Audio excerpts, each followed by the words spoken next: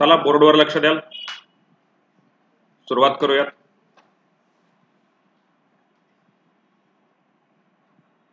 मला सगळ्यात आधी तुम्ही सांगणार आहात तुम्हाला जे काही माहिती असेल ते बोर्डवर तसं लिहिलेलं आहे, पुस्तकच आहे समोर बोर्डवरती.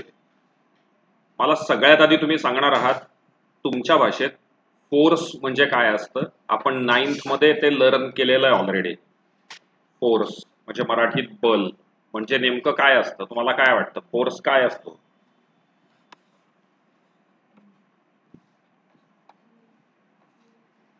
तुमच्या भाषेत सांगा, तुम्हाला काय वाटतं फोर्स काय असतं? पुस्तकीय भाषा नको.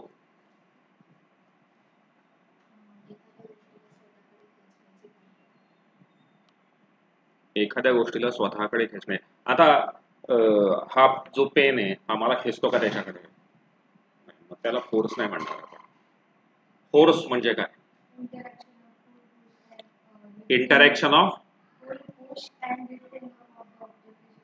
ओके, अजून तिने सांगितलं interaction of pull and push असं काहीतरी म्हणाले. पुल अँड पुश म्हणजे ओढणे आणि ढकलणे. खरे ओढणे आणि ढकलणे या क्रियेमध्ये त्या वस्तूचं डिस्प्लेसमेंट म्हणजे मराठीत विस्थापन होतं का? एका जागून दुसऱ्या जागी ती वस्तू जाते का? हो. साध्या सोप्या शब्दात वस्तूला एका जागून दुसऱ्या जागी नेण्यासाठी जे काही आपण त्याच्यावरती ऍक्शन करतो किंवा जे काही आपण त्याच्यावरती अप्लाय करतो दॅट इज फोर्स. बरोबर ना? त्याला आपण फोर्स असं म्हणणार. मग ती कुठे पण असू शकेल फोर्स, तो कसाही असू शकेल. म्हणजे समजा अगदी साधं हा लॅपटॉप मी त्या खोलीतून इकडे घेऊन आलो, म्हणजे त्या लॅपटॉपचं डिस्प्लेसमेंट झालंय, विस्थापन झालंय. त्याच्यामुळे मी त्या लॅपटॉपवरती आता काय अप्लाय केला होता? फोर्स अप्लाय केला होता. बरोबर ना? आपल्याला फोर्स अप्लाय केल्यानंतर त्या वस्तूमध्ये काय होत असतं? डिस्प्लेसमेंट होत असतं, तिचं विस्थापन होत असतं. हे लक्षात ठेवाल. बरोबर. अजून समजा लहानपणी आहेत ना आम्ही ते आता कोणीच खेळताना दिसत नाही, टायर खेळायचो. टायर टायर म्हणजे कसं असतं, आपल्या सायकलचा टायर असतं की नाही वरचं रबरी टायर आणि आतली गोल रिंग.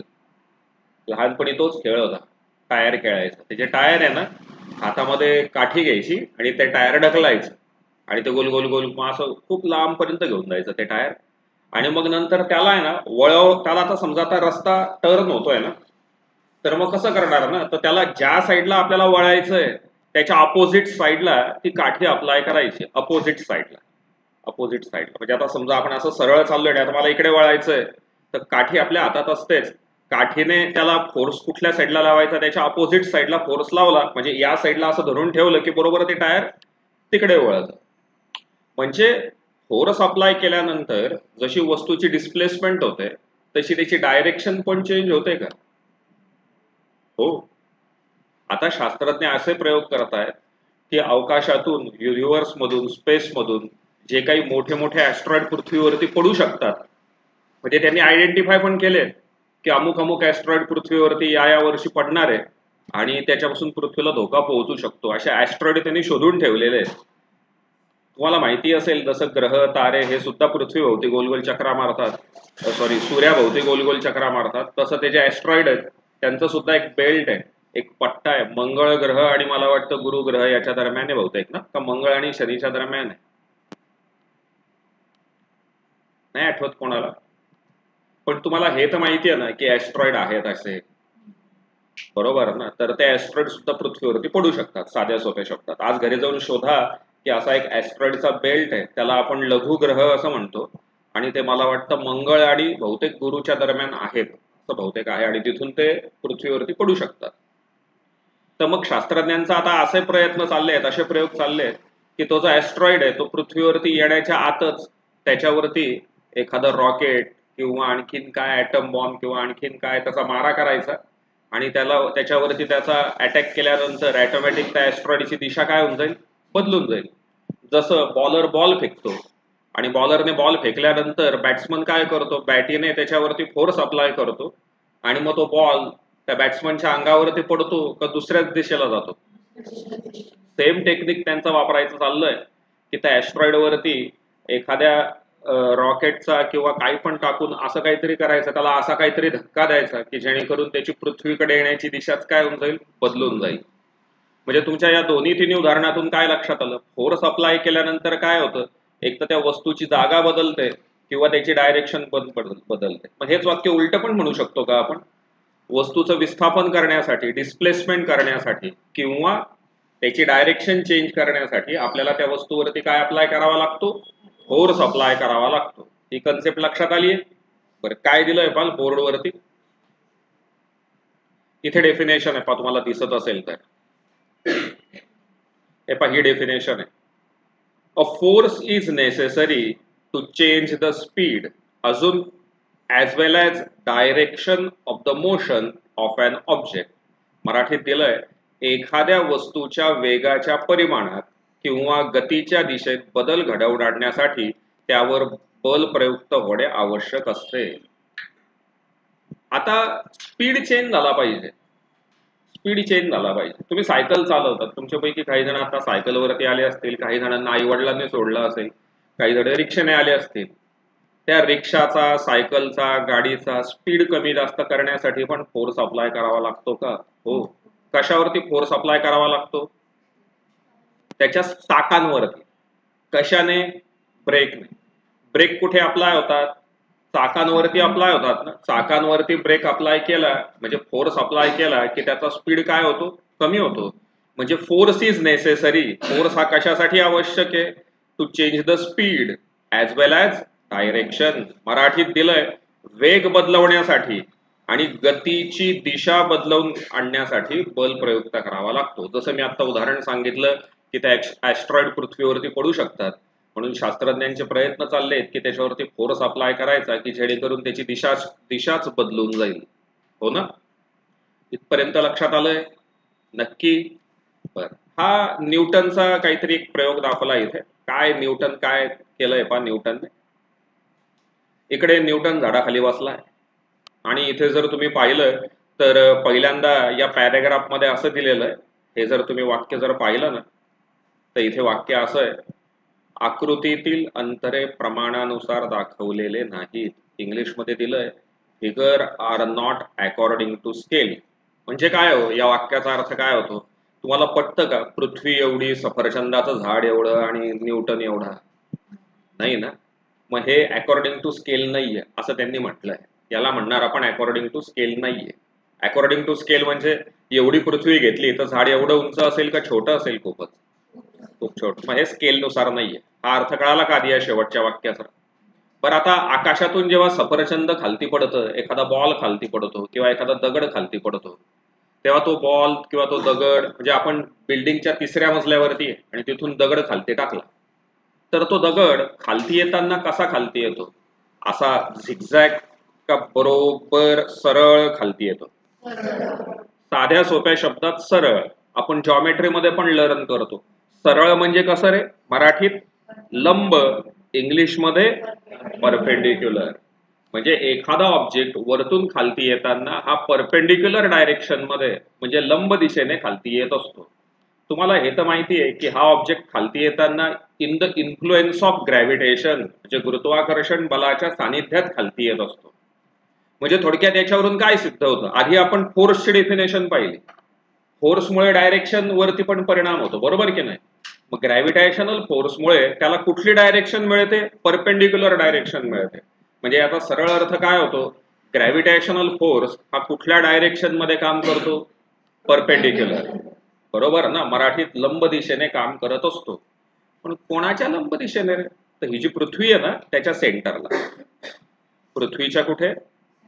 सेंटरला. Perpendicular to the centre of the earth. पृथ्वीचा जो मध्य आहे त्या मध्याला परपेंडिक्युलर असा असतो. आणि म्हणून तुम्ही जमिनीवरती सरळ उभे राहू शकतात. आपल्या खालती बरोबर समजा आता ही पृथ्वी आहे आणि तुम्ही इथे उभे आहेत, तर इथे पण माणूस सरळच असतो. आणि अगदी इक्वेटर वरती असला तरी तो कसा असेल? त्याच्या पर्स्पेक्टिव्ह मध्ये तो सरळच असेल, म्हणजे परपेंडिक्युलरच उभा असेल. कारण त्याच्यावरती अप्लाय होणारा फोर्स हा कोणाच्या डायरेक्शन मध्ये असतो? सेंटर ऑफ द अर्थच्या. पण कसा असतो तो? परपेंडिक्युलर असतो. कन्सेप्ट लक्षात आली? नक्की. मग आता मला विचार करून सांगा, ग्रॅव्हिटी कोणाकोणाला आहे आणि कोणाकोणाला नाहीये? पृथ्वीला ग्रॅव्हिटी आहे का? चंद्राला? विचार करून उत्तर द्या, आहे का नाही, हो का नाही? कसं काय हो, सांगा. काय काय? हा, भरती आणि ओटी चंद्रामुळे होते, बरोबर. हे तर तुम्ही वाचलं असेल भूगोलामध्ये, बरोबर ना? म्हणजे चंद्राला सुद्धा ग्रॅव्हिटी आहे. अजून अजून कोणाकोणाला ग्रॅव्हिटी आहे? सगळ्या प्लॅनेट्सला ग्रॅव्हिटी आहे का? सगळ्या ग्रहांना? तुम्हाला सांगतो, आपण जर सूर्यमालिकेचा जर विचार केला आपल्या सोलर सिस्टीमचा, तर आपल्या पृथ्वीला ना फार मोठं प्रोटेक्शन, म्हणजे देवाने विचार करूनच पृथ्वी तयार केली आणि त्याची पोझिशन पण ठरवली, माहिती आहे का? तुम्हाला मी आता थोड्या वेळापूर्वी जे सांगितलेत ना, काही लघुग्रह हे मंगळ आणि गुरु ग्रहाच्या दरम्यान आहेत, तसं एक खूप मोठा ऍस्ट्रॉइडचा बेल्ट आणि असे छोटे छोटे धूमकेतू हे आपल्या शेवटचा ग्रह कुठला आहे? युरेनस का प्लुटो का नेपच्यून, कोण आहे? म्हणजे आता ऍक्च्युअल प्लुटोला आपण ग्रह मानत नाही, पण प्लुटोच्या पण पलीकडे आहे ना क्युपर्स बेल्ट म्हणून आहे, किंवा केपलरचा पट्टा म्हणून आपण त्याला म्हणूयात. त्या केपलरच्या पट्ट्यामध्ये ना खूप सारे मोठे दगड आहेत आणि ते दगड सूर्याकडे खेचले जातात आणि त्याचं रूपांतर धूमकेतूमध्ये होत असतं. तर मग हे जे मोठे मोठे जे धूमकेतू आहेत किंवा जे ऍस्ट्रॉइड की जे तिकडनं येतात त्या शेवटच्या पट्ट्यातून, ते सुद्धा पृथ्वीवरती पडू शकतात. पण तिकडनं येताना सगळ्यात आधी त्यांना मोठा अडथळा कोण लागतो माहितीये का? हर्डल, गुरुग्रह. आपल्या गुरुग्रह किती मोठा आहे? आपल्या पृथ्वीसारख्या अनेक पृथ्वी त्याच्यात बसून जातील तरी जागा शिल्लक राहील, एवढा मोठा गुरुग्रह आहे. म्हणजे मी तर असं वाचलंय की गुरुग्रहावरती आहे ना एक वादळ सुरू आहे गेल्या 300 वर्षापासून, संपलंच नाहीये. हा, म्हणजे त्याचं एक तुम्ही गुरुग्रहाचं जर चित्र पाहिलं असेल तर ते गुरुग्रहाच्या चित्रात जो सगळ्यात खालती जो एक असा हे दिसतो ना, पाहूया आपल्याला सापडलं तर, असा एक मोठा ना डाग दिसतो खालती, तो डाग म्हणजे ते वादळ आहे. एवढा मोठा गुरुग्रह आहे. तर आपल्यासारख्या अनेक पृथ्वी गुरुग्रहामध्ये बसू शकतात, अनेक पृथ्वी.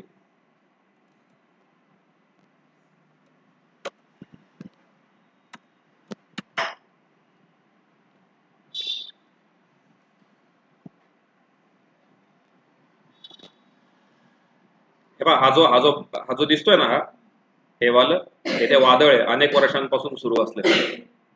खूप मोठा आहे गुरुग्रह, खूप मोठा. तर मग काय होतं की गुरुग्रह मोठा असल्यामुळे त्याची ग्रॅव्हिटी पण काय जास्त आहे. त्याच्यामुळे बाहेरून जे काही हर्डल्स, म्हणजे की जी काही अडथळे, जे काही अटॅक होतात आतमध्ये, ते पहिल्यांदा सगळे कोणाकडे खेचले जातात?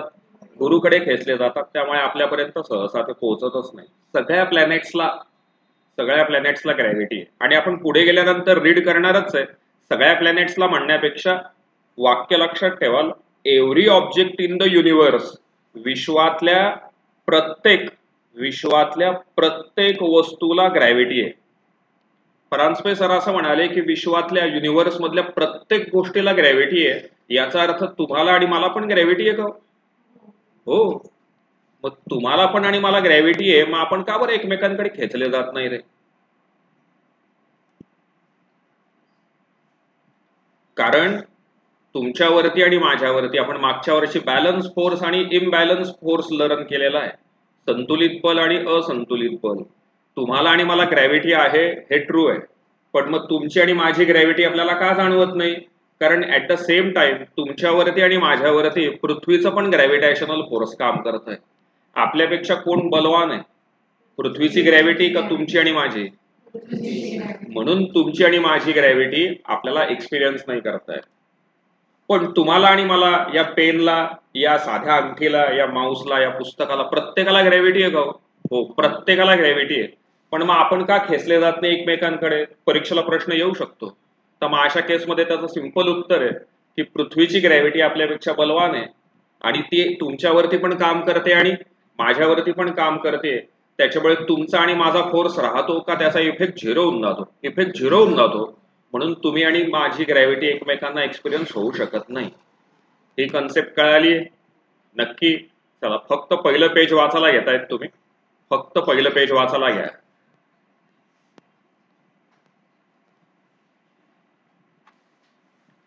पुढचं पेज. पुढच्या पेजवरती इथे एक डायग्राम दाखवलेली, फिगर नंबर ए. काय करते ही पोरगी?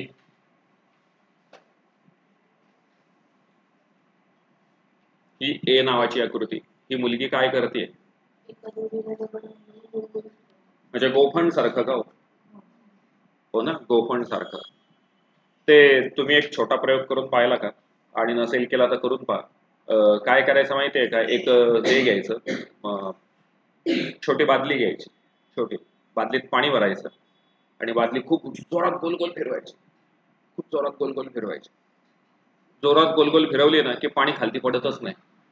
आणि एकदा जर का स्पीड कमी झाला तर मात्र पाणी भस्कन खालती येऊ शकतं. स्पीड कॉन्स्टंट ठेवायचा, गरागर बादली फिरवायची, पाणी खालतीच नाही येणार. हो ना. गोफणीचं पण असंच होतं. मागच्या वर्षी आपल्याला होतं युनिफॉर्म सर्क्युलर मोशन, एक समान वर्तुळाकार गती. आठवतं का? एक समान वर्तुळाकार गती काय होतं त्याच्यामध्ये? एक समान वर्तुळाकार गतीमध्ये कोण सांगेल? एक्सप्लेन करा काय होतं.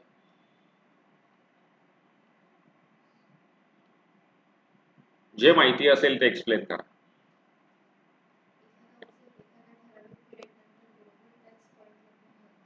बरोबर. अजून? पण मग त्याच पॉइंटला पुन्हा येतो. समजा आता मी निघालो इथून, अशोक स्तंभावरती गेलो, CBS ला गेलो आणि बरोबर 1 तासाने पुन्हा RK वरती आलो. मग हे सर्क्युलर मोशन झाली का माझी? आता तू इथून घरून निघाली आणि इथे पोहोचली, आता इथून थोड्या वेळाने पुन्हा घरी पोहोचशील, मग तुझी सर्क्युलर मोशन झाली का? पहिली टेस्ट काय? डेफिनेटली सर्कल पाहिजे, बरोबर की नाही? म्हणजे नुसतं एवढंच सांगू नका की पुन्हा तो त्याच जागी आला पाहिजे. आपण तर पुन्हा त्याच जागी येऊन पोहोचणारच, पण मग पुन्हा त्याच जागी येण्यासाठी त्याचा पाथ, त्याचा रस्ता, त्याचा प्रवास हा कुठल्या मार्गाने झाला पाहिजे? सर्क्युलर. ही पहिल्यांदा महत्वाची गोष्ट आहे. तर म्हणूनच त्याचं नाव युनिफॉर्म सर्क्युलर मोशन आहे ना. आता ही जी पोरगी आहे, ही पोरगी गोफण गोल गोल फिरवते. गोफण जेव्हा आपण हातामध्ये धरून गोल गोल फिरवतो किंवा दगड येतो, त्या दगडाला दोरी बांधली आहे आणि गोल गोल गोल गोल फिरवलंय, तेव्हा तो म्हणजे थोडक्यात गोलच फिरणार अर्थात, कारण ती जी स्ट्रिंग आहे, ती जी दोरी आहे, त्याचं अंतर फिक्स राहणार ना. घोड्याला, एक घोडा आहे, जॉमेट्रीमध्ये एक प्रश्न येणार आपल्याला. एक घोडा आहे बरं का, लक्ष द्या फळ्यावरती. समजा हे एक कुरण आहे, बाग आहे, आणि या कुरणामध्ये इथे घोडा बांधला या कोपऱ्याला, आणि घोड्याला जी दोरी आहे ना, ती दोरी आहे 4 मीटर लांबीची. घोड्याला दोरी किती आहे? 4 मीटर लांबीची. तर प्रश्न असा येईल जॉमेट्रीमध्ये की घोडा किती जागेतलं गवत खाऊ शकेल, त्या जागेचं क्षेत्रफळ काढा. इथं घोडा बांधलाय आणि घोड्याला दोरी किती? 4 मीटरची आहे. तर पहिल्यांदा मला विचार करून सांगा, घोडा किती जागेमध्ये चरू शकतो? आकार आठवा कसा असेल. हा चौकोनी पूर्ण क्षेत्रफळात तो चरेल का? मग कसा कसा चरेल? गोल तयार होईल का? विचार कर. हे असं तो कसा चरेल माहितीये का? इथून 4 मीटर इकडे आणि फार फार तर हे असं 4 मीटर इकडे. म्हणजे वर्तुळ पाकळीच्या आकारामध्ये ही पाकळी तयार होईल की नाही एखाद्या वर्तुळाची? पावभाग. तो चरताना अशाच जागेमध्ये चरू शकेल का? विचार करा. इथे घोडा आहे, तो फार फार तर इथे जाऊ शकतो, फार फार तर इथे, फार फार तर इथे, इथून इथे, इथून इथे आणि इथून इथे. पलीकडे कुरण नाहीच आहे ना. म्हणजे चरताना तो कसा चरू शकेल? फक्त एवढ्या भागात चरू शकेल. हा मध्यभागी बांधला तर तो कसा चरू शकेल? गोल. पण कोपऱ्यात बांधला तर तो गोल चरू शकेल का पाव भागात? फक्त पाव भागात. आणि त्याच्यामुळे ती जी दोरी आहे ना, ती दोरीला दगड बांधल्यामुळे ऑटोमॅटिक त्याचा जो अंतर आहे त्या माणसापासूनचं ते फिक्स राहतं, सर्कल तयार होतं, बरोबर. तुम्ही खरी फिरवून पाहिलंय का असं दगड बिगड कधी? आणि नसाल फिरवून पाहिलं तर फिरवून पहा आज घरी गेल्यानंतर. सोपे सोपे प्रयोग आहे. दगड घ्यायच्या ऐवजी बॉल घ्या. पहिल्यांदा बॉल ना पिशवीमध्ये टाका. दगड म्हणजे कसं सुटला तर एखाद्याच्या डोक्यात फसायचा, म्हणून म्हटलं बॉल घ्या, रबरी बॉल वगैरे घ्या. प्लास्टिकचा नका घेऊ, वजन नसतं कारण त्याला. रबरी बॉल घ्या, पिशवीत टाका आणि ती पिशवी गोल गोल फिरवा. आणि मग नंतर अनुभव काय घ्यायचा आहे ते सांगतो. तुमच्या हाताला फोर्स जाणवेल, माहितीये का? फोर्स कुठे जाणवतो? तुमच्या हाताला फोर्स जाणवतो. म्हणजे आपण जेव्हा गोल गोल फिरवतो ना, जड कुठे वाटतं आपल्याला? हाताला जड जाणवतं. का असं होतं? This is called as centripetal force. या फोर्सला काय म्हणतात? सेंट्रिपिटल फोर्स असं म्हणतात. सेंट्रिपिटल फोर्स म्हणजे काय? हे बघा इथे दिलं. A force act on any object moving along a circle and is directed towards the center of the circle is called centripetal force. मराठीत दिलंय, वर्तुळाकार कक्षेत फिरणाऱ्या कोणत्याही वस्तूवर वर्तुळाच्या केंद्राच्या दिशेने बल प्रयुक्त होत असते. या बलास अभिकेंद्री बल असे म्हणतात. म्हणजेच या बलामुळे वस्तू केंद्राकडे जाण्यास प्रवृत्त होते. That is object tries to go towards the centre of the circle because of this force. आपण मागच्या वर्षी जी क्लासला उदाहरणं घेतली होती ना, ती अशी होती की हा जो फॅन आहे ना, या फॅनच्या पात्यावरती एक कागदाचा बोळा ठेवा आणि फॅन गोल गोल फिरवा. फॅन गोल गोल फिरवल्यानंतर कागदाचा बोळा बाहेर पडेल का? कसा बाहेर पडेल विचार करा. आपण गोखणीचं आत्ता उदाहरण घेतलंय त्याचा विचार करूया. गोखणीतून दगड बाहेर पडताना शेतकरी ज्या दिशेला दगड फेकायचा आहे त्या पॉइंटला ती गोखण सोडतो, दगड बरोबर बाहेर पडतो. हो ना मित्र आणि मैत्रिणींनो, ही जी मुलगी आहे या मुलीच्या हातामध्ये एक दोरा आहे आणि या दोऱ्याला दगड बांधलेला आहे. पण मग फोर्स कुठल्या साईडला आहे? मुलीने दोरा कुठल्या साईडने धरून ठेवला आहे? आतल्या साईडने धरून ठेवला आहे. म्हणजे force exerted on which direction आहे? टुवर्ड्स द सेंटर आहे. मला वाटतं फोर्स कुठल्या दिशेला काम करतोय? सेंटरला. म्हणजे कसं रे, ज्यांच्या लक्षात नाही आलं त्यांनी, समजा हा कॅरम आहे आणि या कॅरम वरती इथे एक सोंगटी आहे आणि तुमच्या हातात इथे स्ट्रायकर आहे. तुम्हाला ही सोंगटी या दिशेला टाकायची आहे किंवा इकडे टाकायची आहे, तर तुम्ही स्ट्रायकरला फोर्स बरोबर त्याच डायरेक्शनला लावतात का अपोजिट भलत्याच डायरेक्शनला लावतात? त्याच डायरेक्शनला. म्हणजे मला हा स्ट्रायकर जर समोर पाठवायचा, म्हणजे मला ही सोंगटी समोर पाठवायची असेल तर मी फोर्स सरळ लावणार. इकडे लावायचा असेल तर इकडे लावणार, इकडे लावायचा असेल तर इकडे लावणार. बरोबर ना? विचार करा, तुम्ही जो दगड बांधून ठेवलाय दोरीला, ओढ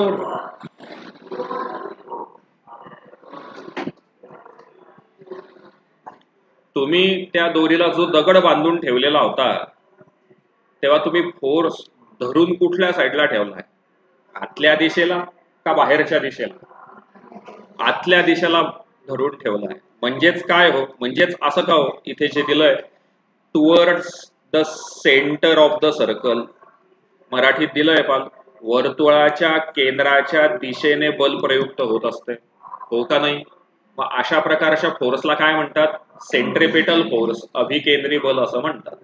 लक्षात आलं का? पृथ्वीच्या अवतीभोवती जे सॅटेलाइट फिरतात, चंद्र फिरतो, ते चंद्र आणि पृथ्वी, चंद्र आणि ते सॅटेलाइट यांच्यावरती जे ग्रॅव्हिटेशनल फोर्स आहे ते कुठल्या दिशेला अट्रॅक्टेड आहे? मला वाटतं पहिल्याच पेजवरती पाहिलं आपण, टुवर्ड्स सेंटर ऑफ द अर्थ. म्हणजे चंद्र पृथ्वी भोवती का फिरतो? तर त्याचं उत्तर काय? Centripetal force. चंद्र पृथ्वी भोवती फिरतो त्याचं कारण सेंट्रिपिटल फोर्स. मराठीत त्याला आपण म्हणणार अभिकेंद्री बल असं म्हणणार. ही कन्सेप्ट लक्षात आली? हे पहा इथे दिलं सुद्धा या शेवटच्या पॅरेग्राफ मध्ये. You know that moon, which is the natural satellite of the earth, goes round it in a definite orbit. The direction of the motion of moon as well as speed constantly change during this motion.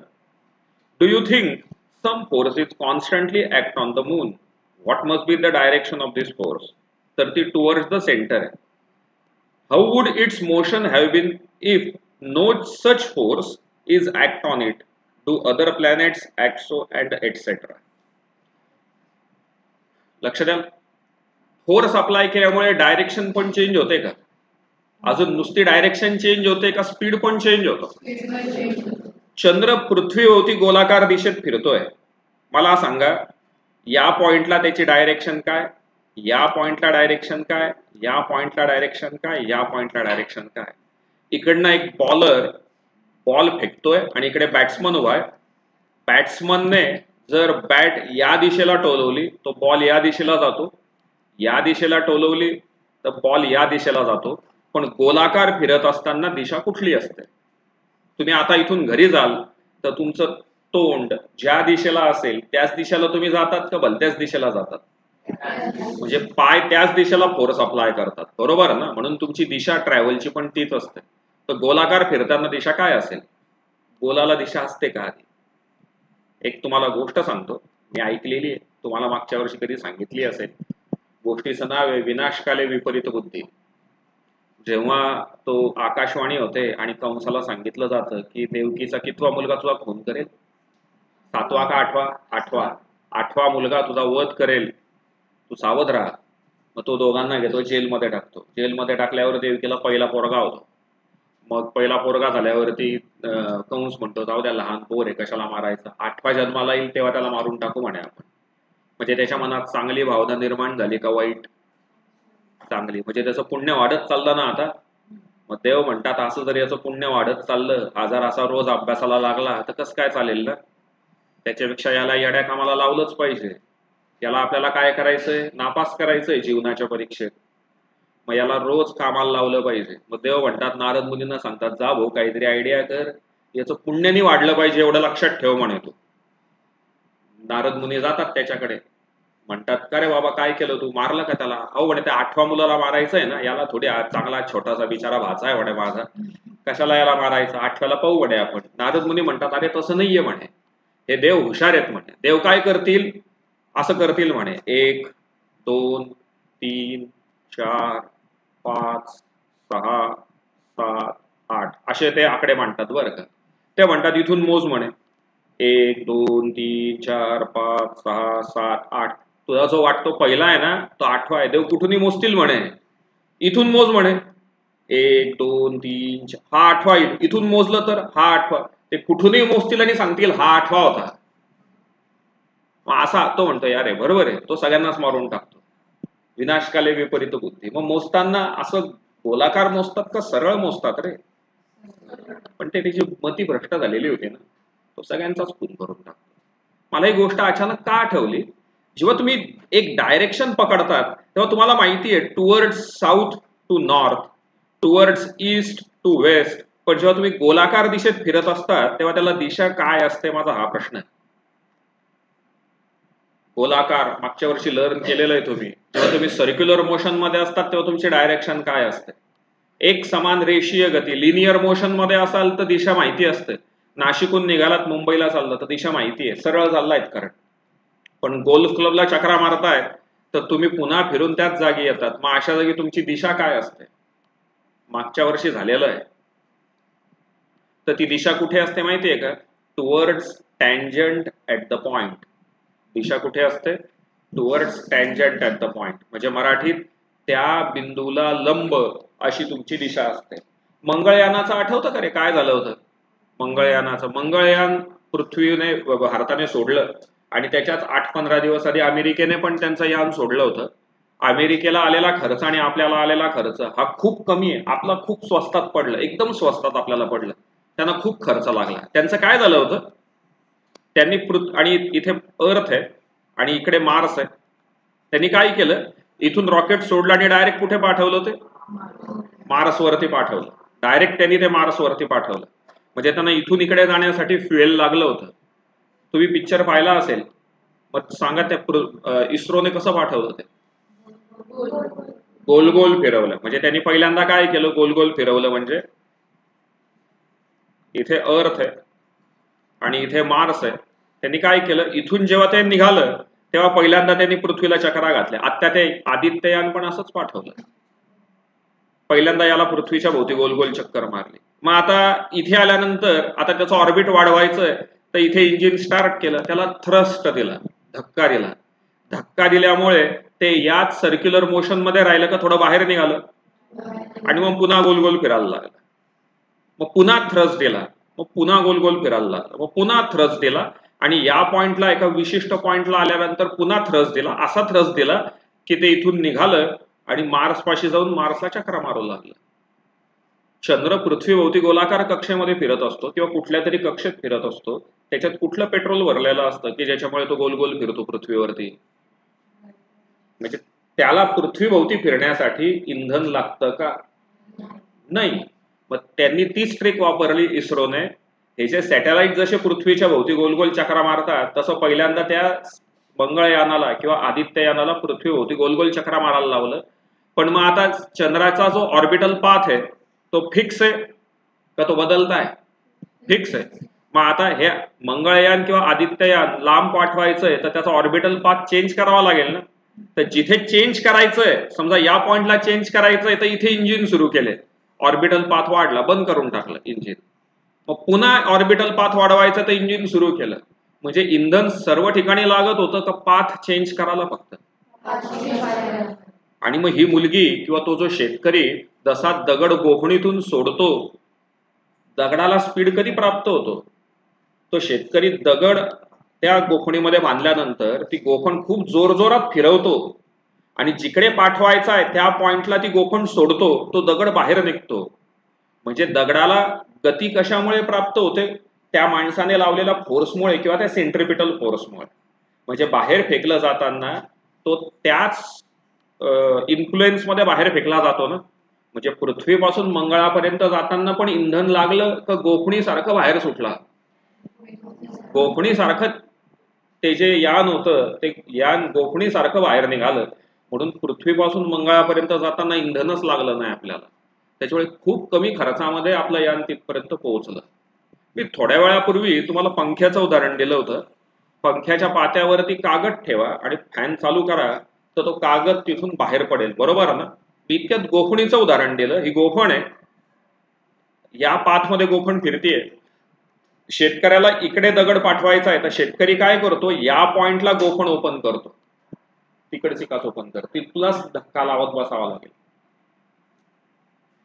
शेतकरी या पॉइंटला गोफण open करतो आणि मग तो जो दगड असतो तो या डायरेक्शन मध्ये बाहेर पडतो, किंवा इथे असेल तर इकडे बाहेर पडतो, इथे असेल तर इकडे बाहेर पडतो, इथे असेल तर इकडे बाहेर पडतो, बरोबर ना? म्हणजे त्याची डायरेक्शन कुठे?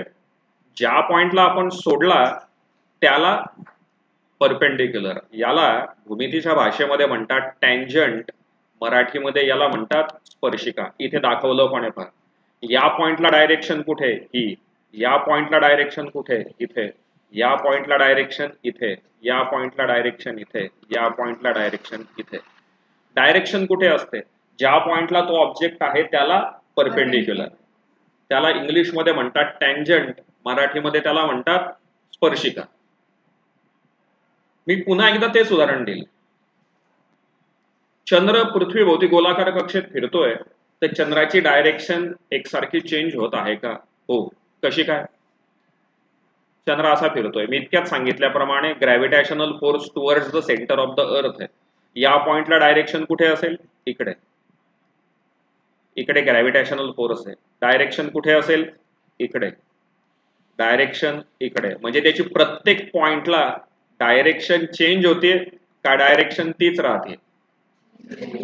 डायरेक्शन चेंज होते. डायरेक्शन चेंज झाली की स्पीड पण काय झाला? चेंज झाला. वेलॉसिटी पण चेंज झाली. काय लाईन आहे पाल? The direction of motion of moon as well as its speed constantly change during this motion. सापडलं का? मराठीत दिलंय. त्याची दिशा अर्थात वेग हा सारखा बदलत असतो. मग त्याचा वेग सारखा का बदलत असतो? कोण सांगेल? इतक्यात शिकवलं. त्याची डायरेक्शन बदलते. युनिफॉर्म सर्क्युलर मोशन मध्ये डायरेक्शन कुठे बदलते? एखाद्या विशिष्ट पॉइंटला का प्रत्येक बिंदूला? प्रत्येक बिंदूला डायरेक्शन बदलते. नाही हे पहा पुन्हा एकदा.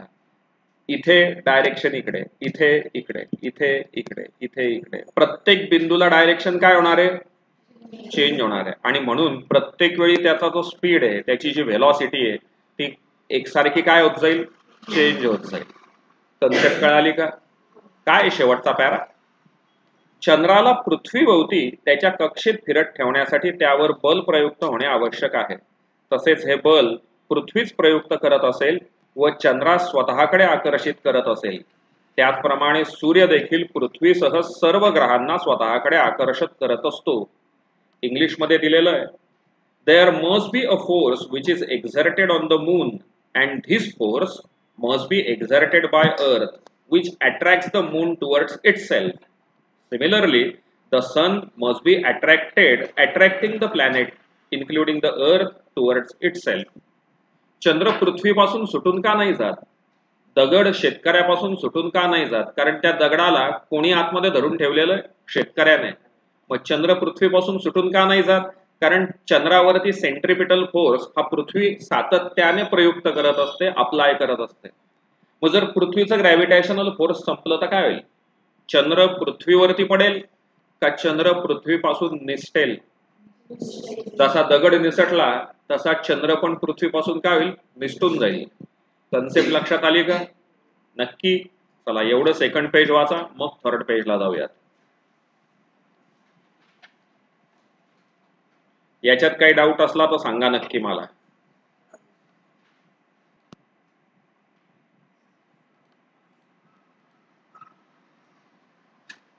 बोर्डवर लक्ष असेल.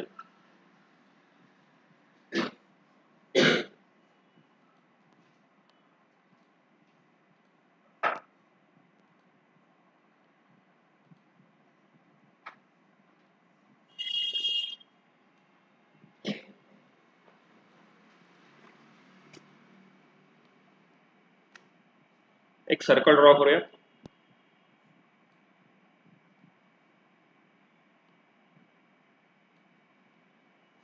सेम सर्कल दुसरीकडे घेऊया.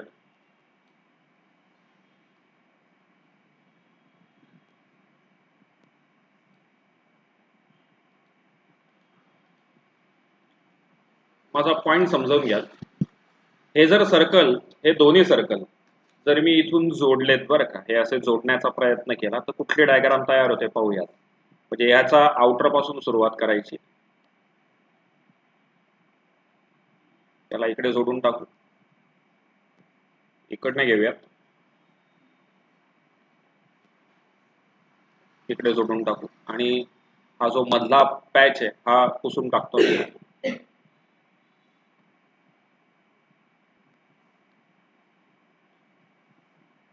थोडं हाताने ड्रॉ करताना तिथे लाईन कमी जास्त झाली होती आता. पण तुम्हाला असं वाटतं का हे एक ओव्हल शेप, अंडाकृती आकार तयार होईल? हा ओव्हल शेप तयार होईल का? हा हो का नाही? समजा मी एक्झॅक्टली सर्कल काढला, एक्झॅक्टली सर्कल, तर या सर्कलला सेंटर किती असतात? 1 का 2? 1. पण आता ओव्हल शेप मध्ये आपण पाहिलं, ओव्हल शेप मध्ये याला 2 सेंटर असू शकतील का? एक इकडे आणि एक इकडे, हो का नाही? आधी आपण मुद्दाम मी आधी 2 सर्कल काढून दाखवले. ही जी शेजारची डायग्राम आहे ना, ही डायग्राम जरी तुम्ही पाहिली तरी तुमच्या लगेच लक्षात येईल. ही डायग्राम पण समजा मी या ठिकाणी एक सर्कल ड्रॉ करण्याचा प्रयत्न केला तरी हे सर्कल तयार होऊ शकतं आणि तसंच इकडे पण एक सर्कल तयार होऊ शकतं, बरोबर की नाही? म्हणजे या शेपला, हा जो ओव्हल शेप आहे, हा जो अंडाकृती आकार आहे, याला इलिप्टिकल ऑर्बिट मराठीमध्ये याला लंबवर्तुळाकार असं म्हणतात. हा जो लंबवर्तुळ आहे, इलिप्टिकल ऑर्बिट जो दिसतोय, ओव्हल शेप आहे, याला किती सेंटर असू शकतात? 1 का 2? 2. पहिल्यांदा ही कन्सेप्ट लक्षात आली का? एक ना सायंटिस्ट आहे, केपलर नाव आहे त्याचं, फार हुशार होता. गॅलिलिओच्या पण आधी झाला होता. गॅलिलिओने काय काम केलं सांगू शकाल? म्हणजे दुर्बिणी बनवल्या त्याने आणि म्हणजे आपल्याला ऑब्झर्वेशन करता आलं. म्हणजे गॅलिलिओच्या पण आधी झाला, याचा अर्थ केपलरच्या काळात दुर्बिणी तरी होत्या का? त्याने फक्त ऑब्झर्वेशन केलं, फक्त निरीक्षण केलं आणि त्याने निरीक्षण करून 3 नियम बनवले केपलरने, 1, 2 आणि 3. मला वाटतं थोड्या वेळापूर्वी पण मी सांगितलं हे धूमकेतू त्या केपलर्सच्या पट्ट्यातून येत असतात, हो ना? क्युपर्स बेल्ट पण एक भाग आहे तिकडे, तिकडनं हे सगळे येत असतात. या केपलरने ना 3 नियम बनवले. त्याने हे 3 नियम कसे बनवले? काही प्रयोग करून का फक्त निरीक्षणाने? फक्त निरीक्षण करून. मागच्या पेजवरती आपण असं पाहिलं, युनिफॉर्म सर्क्युलर मोशन म्हणजे लंब वर्तुळाकार, म्हणजे आपण फक्त वर्तुळाकार गती पाहिली. आपल्याला असं वाटतं की चंद्र पृथ्वीभोवती गोलाकार कक्षामध्ये फिरतो, असा गोल सर्कल मध्ये. पृथ्वी पण अशीच फिरते? नाही, असं नाही फिरत. ते आपल्या भोवती फिरताना ओव्हल शेप मध्ये फिरत असतात, हे लक्षात ठेवाल.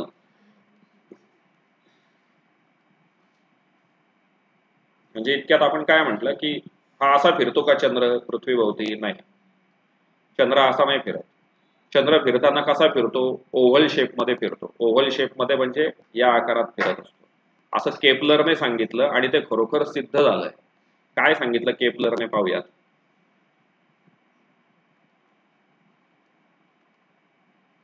काय म्हणतो पहा केपलर.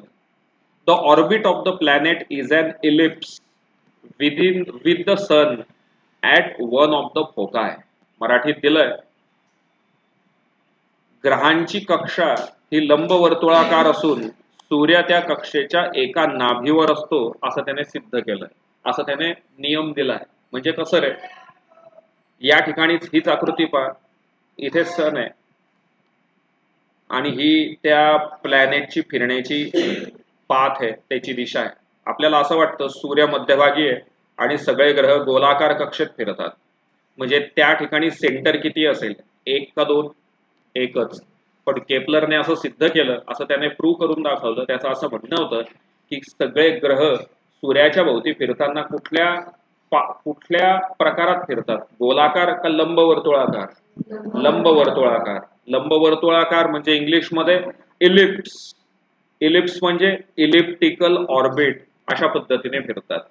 मग आता या ऑर्बिटला एकूण किती फोकस असतील, मध्यबिंदू किती असतील, 1 का 2? मग सूर्य कुठे असेल, त्याच्या एका बिंदूवरती.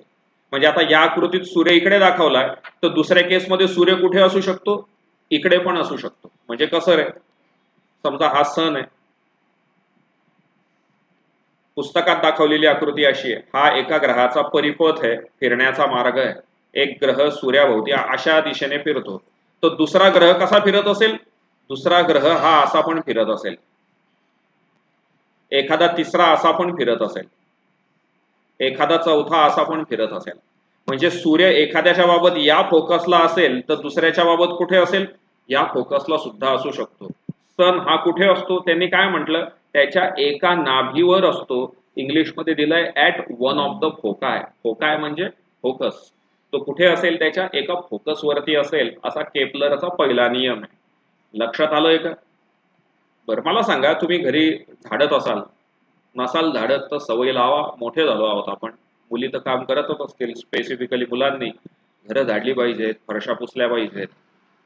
भविष्य काळ मुलांना सांगतो फार वाईट आहे बरं. का बरं वाईट आहे? कारण स्त्री पुरुष समानता झाली आहे. तुमची बायको नक्कीच जॉबला जाणारी असेल, करिअर ओरिएंटेड असेल, हा ना, घरात कामं करावेच लागतील. नाही तर मग त्याच्यापेक्षा हॉटेलमध्ये राहिलेलं काहीच वाईट नाही. त्याच्यामुळे झाडू फरशी करायला शिका. आज घरी गेल्यानंतर आहे ना, झाडू करताना ना, म्हणजे घर झाडताना ना, थोडं जरा खालती बसून एक प्रयोग करा आणि घर झाडण्याचा प्रयत्न करा. खालती बसून, खालती बसायचं, हातामध्ये झाडू घ्यायचा आणि एक फराटा मारायचा. त्याला मराठीत फराटा मारणे म्हणतात. झाडू घ्यायचा आणि फराटा मारायचा. फराटा मारला तर जॉमेट्रिकल फिगर कुठली तयार होईल, विचार करा. मनातल्या मनात विचार करा, जॉमेट्रिकल फिगर कुठली तयार होईल फराटा मारल्यानंतर. ही अशी तयार होईल का रे? ही अशी, ही जशी आता दाखवली आहे तशी. समजा मी इथे बसलोय आणि मी झाडू मारतोय, हा झाडू आहे माझ्या हातात, एक फराटा मारला तर अशीच फिगर तयार होईल का? हे असा घेऊन अशी फिगर तयार होईल का? हो का नाही? आता थोडस जागा चेंज कर, परत एक फराटा मारा, जेवढा पहिला मारला होता तेवढाच. एक स्वीप द्यायचा. इंग्लिशमध्ये झाडणे याला काय शब्द आहे? स्वीप. एक झाडू मारायचा, परत तेवढाच जर तुम्ही झाडू मारला असेल तर आकार तेवढाच तयार होईल का वेगळा तयार होईल? तेवढाच. कोपऱ्यापाशी जा, कोपऱ्यापाशी, आणि कोपऱ्यापाशी स्वीप करा. आता मला वाटतं आकार चेंज झालेला असेल, हो ना? काय दिलंय पाहूया. केपलरचा दुसरा नियम काय सांगतो. The line joining the planet and the sun. हा सन आहे, हा प्लॅनेट आहे ए. या दोघांना जोडणारी रेष, या दोघांना कुठली रेष जोडतीये? एएस. मराठीत दिलंय ग्रहाला सूर्याशी जोडणारी सरळ रेष, म्हणजे ही रेष. And the sun sweep equal areas in equal interval of time. मराठीत दिलंय ही समान कालावधीत समान क्षेत्रफळ व्यापन करते ही रेष. मुद्दाम मी सांगितलं झाडूचं उदाहरण. तुम्ही खालती बसलात या पॉइंट पाशी आणि हा तुमच्या हातातला झाडू आहे. झाडू सरळच असतो ना? झाडू सरळ असतो का असा? सरळ असतो. मग ती जी रेष आहे ती एका विशिष्ट कालावधीमध्ये किती क्षेत्रफळ व्यापेल? विशिष्टच. म्हणजे ही रेष, स्वीप इंग्लिशमध्ये शब्द आलाय, ही रेष एका महिन्यामध्ये जर 10 किलोमीटर अंतर कापत असेल तर पुढच्या महिन्यामध्ये ही रेष पण किती अंतर कापेल? 10. कुठली रेष? सन अँड द प्लॅनेट यांना जोडणारी रेष, सूर्य आणि ग्रह यांना जोडणारी रेष समान कालावधीत समान अंतरच कापत जाते, समान क्षेत्रफळ व्यापत जाते. हे लक्षात ठेवाल. त्याच्यामुळे हा एरिया आणि हा एरिया प्रत्येक वेळी कसा असेल, सारखाच असेल, हे लक्षात राहू द्या. काय वाक्य पुन्हा अभ्यास करूया. The line joining the planet and the sun, या दोघांना जोडणारी रेष स्वीप म्हटलंय. म्हणून मी मुद्दाम झाडण्याचं उदाहरण दिलं. मराठीत झाडणे इंग्लिशमध्ये स्वीपच शब्द आहे मला वाटतं, sweep. Equal areas in equal interval of time, मराठीत दिलंय समान कालावधीत समान क्षेत्रफळ व्यापन करते. कन्सेप्ट कळाली का? काही डाऊट असेल तर विचारा मला. कन्सेप्ट कळाली? चला काय दिलंय पुढे पाहूयात.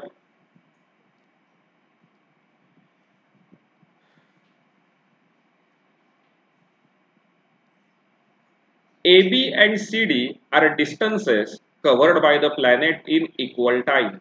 AB हे AB बर का, हे AB आणि CD. That is, after equal interval of time, the position of the planet starting from A and C are shown by B and D respectively. A पासून सुरू झाला कुठपर्यंत गेला, B पर्यंत. C पासून सुरू झाला कुठपर्यंत गेला, D पर्यंत. The straight line AS and CS sweep equal areas in equal interval of time. That is, area ASB and CSD are equal. मराठीत दिलंय पाल, क्षेत्रफळ ASD याचं क्षेत्रफळ, नंतर CSD हे क्षेत्रफळ प्रत्येक वेळी कसं असेल, सारखंच असेल, असा केपलरचा दुसरा नियम आहे. लक्षात आलंय का? नक्की. चला एक शेवटचा घेऊयात आणि मग पुढच्या पॉइंटला जाऊयात. केपलरचा तिसरा नियम महत्वाचा आहे, पुढे याचा उपयोग होणार आहे पुढच्या कुठल्या तरी पेजवरती, आणि मग आपण ब्रेक घेऊयात. चेहरेकरण आत्ताच थकल्यासारखे जाणवत आहेत.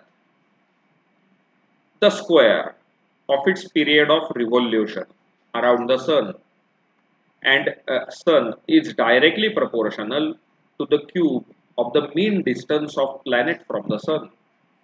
सूर्याची परिक्रमा करणाऱ्या ग्रहाच्या आवर्तकालाचा वर्ग, आवर्तकाल म्हणजे त्याचा रिव्होल्यूशन पिरियड, त्याचा वर्ग करायचा, हा ग्रहाच्या सूर्यापासूनच्या सरासरी अंतराच्या घनाला समानुपाती असतो.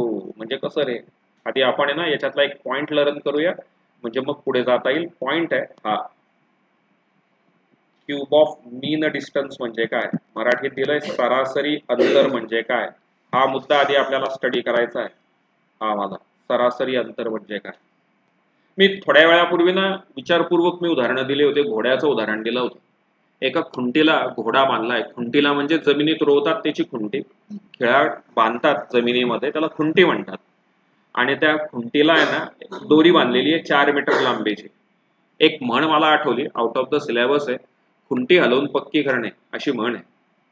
खुंटी हलवून पक्की करणे म्हणजे कसं रे, समजा आपण एखाद्याला विचारतो ना, नागपूर करे होय करायचंय का नाही, मग तो म्हणतो हा किंवा झालेलं आहे हो, पण आपण ते काय करून पाहतो, क्रॉस चेक करून पाहतो ना. त्याच्यासाठी म्हण आहे मराठीत, खुंटी हलवून पक्की करणे म्हणजे कसं, भिंतीमध्ये खुंट्या ठोकल्या किंवा जमिनीमध्ये खुंटी ठोकली, ती पक्की झाली आहे का नाही हे कसं पाहिजे, हलवून पाहिजे. खुंटी किंवा खेळा ठोकला तो पक्का बसला आहे का नाही हे कशावरून सिद्ध होईल, हलवून पाहायचा. हल्ला तर याचा अर्थ पक्का नाही बसलेला, नसला हल्ला तर म्हणजे आपण काय करतो, क्रॉस चेक करून पाहतो. त्याच्यासाठी म्हण आहे खुंटी हलवून पक्की करणे.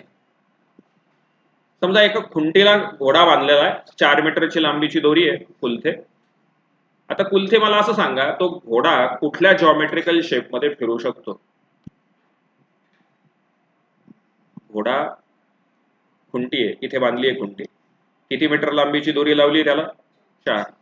तर आता घोडा किती आकारात फिरू शकतो, कुठल्या आकारात फिरेल, मला वाटतं तो सर्कल मध्येच फिरेल ना, कारण तो इथून इथे 4च मीटर जाऊ शकतो. मला ना टॉम अँड जेरीचा शो आठवतो.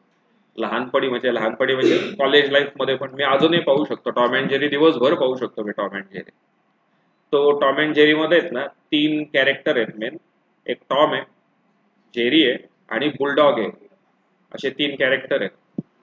तो जो बुलडॉग असतो तो कायम टॉमच्या मागे लागतो. तो एकदा काय असतं, तो बुलडॉग त्याला तुझं बांधून ठेवलेला असतं, त्या टॉमला माहिती असतं की दोरी किती लांब आहे. तो जातो, तो झोपलेला असतात त्याच्या डोक्यात जोरात दांडका घालतो आणि पळून येतो. आणि अशी रेष असते त्याने मारून ठेवलेली, त्याला माहिती असतं दोरी फार फार तरी इथपर्यंत, याच्या पलीकडे काही जाता येणार नाही. तो एक्झॅक्टली त्या रेषेच्या बाहेरून उभा राहतो. तो धावत धावत येतो बुलडॉग तिथपर्यंत, तो वाव वाव वाव त्याच्या अंगावर परत त्याचे 2 दणके घालतो. मला सांगाल, समजा सर्क्युलर शेपमध्ये फिरत असेल, सर्क्युलर शेपमध्ये, तर आपल्याला माहिती आहे अंतर किती आहे, इथून तर इतकं किती आहे, इथून तर इतकं किती आहे, इथून तर इतकं किती आहे, बरोबर ना? पण आता केपलरच्या पहिल्या नियमानुसार, केपलरचा जो पहिला नियम होता त्याच्यानुसार जे ग्रह सूर्याच्या भोवती गोल गोल चक्रा मारतात त्याचं सूर्यापासूनचं अंतर किलोमीटर मध्ये हे फिक्स असेल का? विचार करा. हे अंतर तेच असेल का वेगळं येईल? वेगळं असेल ना.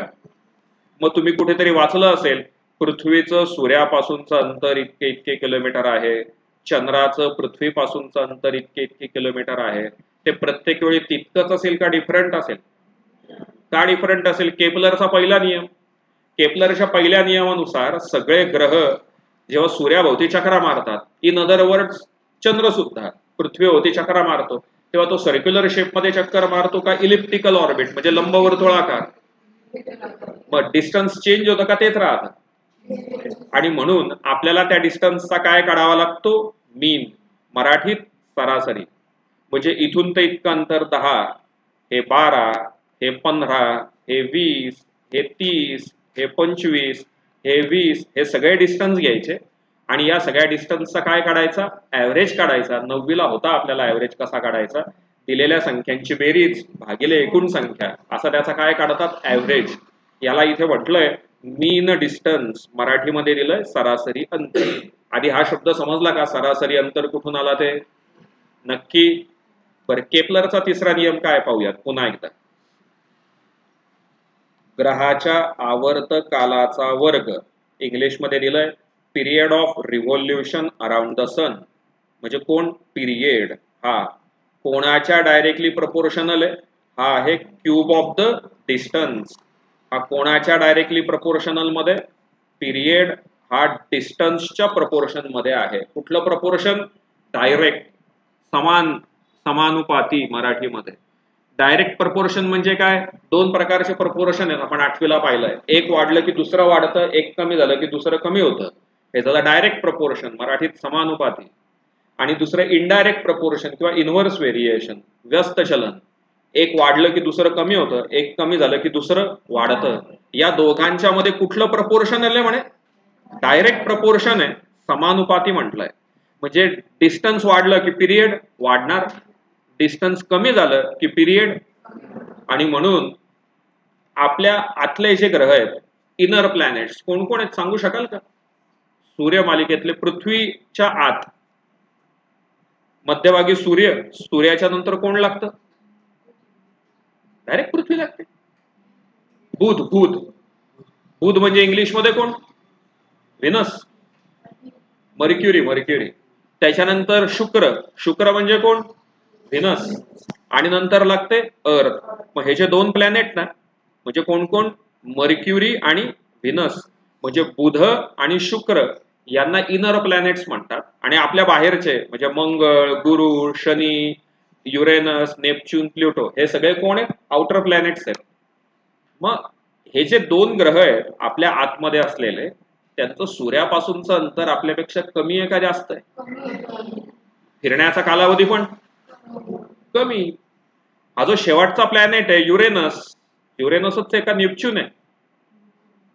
जो कोणी असेल तो शोधून घ्या. मात्र त्याचं आपल्यापेक्षा अंतर जास्त आहे, म्हणून फिरण्याचा कालावधी पण काय? जास्त आहे. म्हणजे कोण कोणाच्या डायरेक्ट प्रपोर्शन मध्ये असतं? पिरियड आणि डिस्टन्स. पण मग आता इथलं डिस्टन्स हे सर्क्युलर डिस्टन्स आहे का? हो का नाही? सर्कल ग्रह कसे फिरतात मला माहिती आहे, इलिप्टिकल मध्ये फिरतात. पण मग वर्तुळ केंद्रापासून या इथून इथे जे आपण मोजतो त्याला आपण काय म्हणतो? रेडियस ना. रेडियस म्हणजे काय? आर, मराठीत त्रिज्या. म्हणजे सूर्य आणि पृथ्वी यांच्यातलं अंतर जे मोजायचं आहे त्याला आपण डी म्हणणार, बरोबर आहे. पण वेगळ्या भाषेत त्याला डीच्या ऐवजी आर म्हटलं तर चालेल का? आर म्हणजे काय? रेडियस. आणि म्हणून हे जर तुम्ही सूत्र पाहिलं तर या सूत्रात डीच्या ऐवजी कशाचा वापर केलेला? आरचा. हे कळालं? काय पुन्हा एकदा पाहूयात तिसरा नियम, हा महत्वाचा आहे, पुढे लागणार आहे आपल्याला पुढच्या पेजवरती. इथे शब्द आहे पहा इंग्लिशमध्ये स्क्वेअर ऑफ द पिरियड. मी आता सूत्र असं दिलं होतं माझ्या भाषेत, P is proportional to D, पण मी काय म्हटलं, डीच्या ऐवजी कोण आहे, आर आहे, आणि पी म्हणजे त्यांनी काय वापरलाय, टी. याचा काय करायचा आहे, वर्ग. इंग्लिश मध्ये करायचा आहे स्क्वेअर. कोणाचा स्क्वेअर, टीचा स्क्वेअर. हा अंतराच्या घनाला इंग्लिश मध्ये दिलंय क्यूब म्हटलंय, म्हणजे याच्या क्यूबला. हा समानुपाती आहे, याचं प्रपोर्शन कसं आहे, सेम आहे असं दिलंय. चला पुन्हा एकदा, केपलरचा तिसरा नियम काय सांगतो, square of the period of revolution, आवर्तकालाचा वर्ग. हा डायरेक्टली प्रपोर्शनल, हा समानुपाती आहे. कोणाच्या समानुपाती आहे, cube of the mean distance, सरासरी अंतराच्या घनाच्या समानुपाती आहे असं म्हटलंय. म्हणजे T square is proportional to R cube. आठवतं का, नक्की, काही डाऊट, 100% नाही. चला एक मिनिट ब्रेक घेऊयात आणि मग पुढे जाऊयात, आणि मग नंतर वाचायला सुरुवात करा. अजून वाचू नका, ब्रेक घेऊयात.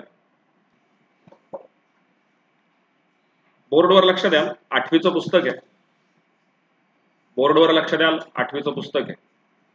तुम्हाला जर हे दिसत असेल तर याच्या एक पॉइंट आहे बाल, मला वाटतं हा 7.1 आहे. हा डायरेक्ट प्रपोर्शन वरती आधारित होता. डायरेक्ट प्रपोर्शन याचा अर्थ समचलनावर आधारित होता. हे पुस्तक दाखवण्याचं काहीतरी कारण आहे. इथे दिलंय एक्स आणि वाय हे एकमेकांच्या प्रपोर्शन मध्ये आहेत. म्हणजे कोण कोण कसं दिलंय, समजा आपण आता असं मांडत होतो, तुम्हाला आठवत असेल तर, मी क्वेश्चन नंबर 2 घेतोय, y is directly proportional to x. आपण असं लिहित होतो, y बरोबर kx, x मल्टिप्लाइड तिकडे जाऊन डिवाइड झाला, मग आपण असं लिहित होतो y is equal to x is equal to k. आता इथे या पहिल्या ठिकाणी y ची किंमत किती आहे, 8, तेव्हा x ची किंमत किती दिली आहे, 1, म्हणजे k ची किंमत किती आली, 8च आली. 8 एका 8. समजा हे दुसरं घेतलं, y upon x is equal to k. y ची प्राइस किती दिली आहे, 32, x ची प्राइस किती दिली आहे, 4, मग k ची प्राइस परत किती आली, 8. मग आपण काय करायचो, k ची प्राइस किती घ्यायचो, 8. माझा प्रश्न असा आहे, तुम्हाला आठवतं का, मग ही जी k ची प्राइस आहे ही प्रत्येक वेळी कॉन्स्टंट असायची, म्हणजे बदलायची या बाकीच्या ठिकाणी, का इथे वेगळी इथे वेगळी इथे वेगळी अशी होती, कॉन्स्टंट असायची. म्हणजे आता आपण k ची प्राइस किती शोधली, 8 शोधली, मग आपण असं लिहायचो y upon x is equal to 8. याला आपण नाव द्यायचो इक्वेशन ऑफ व्हेरिएशन, चलनाचे समीकरण. मग आता इथे y ची किंमत किती आहे, 56, मग आपण इकडे y च्या जागी टाकणार 56 भागिले x बरोबर 8. x वर गेला, 8 खालती आला, म्हणजे x ची किंमत किती आली, 7. मग समजा आता हे दुसरं घ्यायचं आहे, इथे कोणाची किंमत दिली आहे, x ची, मग आपण x च्या जागी टाकणार 12, आणि इकडे किती लिहिणार, पुन्हा 8. हा वरती जाऊन गुणिले झाला, 12 8 हे 96. आठवतं का, म्हणजे तुम्हाला या उदाहरणांमध्ये काय आठवतं, जी सिस्टीम आहे, सिस्टीम म्हणजे तिथे दिलेलं उदाहरण किंवा आपण विचारात घेतलेलं समीकरण, त्या समीकरणातला कॉन्स्टंट स्थिरांक हा प्रत्येक वेळी तोच राहतो का बदलतो. काय सांगितलं मी राऊत, बोर्डवर लक्ष दे बाळ. समजा मी हे उदाहरण घेतलं आणि या उदाहरणामध्ये मी k ची किंमत काढली 8, तर या उदाहरणात प्रत्येक वेळी k ची किंमत 8च राहील का बदलणार, 30 राहील. समजा आता आपण हे उदाहरण घेतलं, या उदाहरणामध्ये समजा k ची किंमत आहे 4, तर असे किती पण उदाहरणं बनवले याच्याच वरून, बरं का, किती पण बनवा, k ची किंमत 4च राहील का बदलेल, याला आपण कॉन्स्टंट असं म्हणत होतो. म्हणजे या उदाहरणापुरतं मर्यादित किती पण घ्या, k तोच का वेगळा, तोच, म्हणजे तो युनिव्हर्सल कॉन्स्टंट असतो त्या उदाहरणापुरता. युनिव्हर्सल कॉन्स्टंट म्हणजे वैश्विक स्थिर असतो, तो बदलतो का कधी नाही, तो कधीही बदलत नाही. आठवतं का हे उदाहरण सगळ्यांना असं घेतलेलं, नसेल आठवत तर मला सांगा, आपण शिकलो होतो का असं शाळांमध्ये कधी, नक्की ना, आठवतंय ना सगळ्यांना. बरं काय दिलंय पाहूयात आणि मग पुढे जाऊयात. या ठिकाणी हे दोघं सुद्धा एकमेकांच्या डायरेक्ट प्रपोर्शन मध्ये, असं आपण इतक्यात पाहिलं. कोण कोण,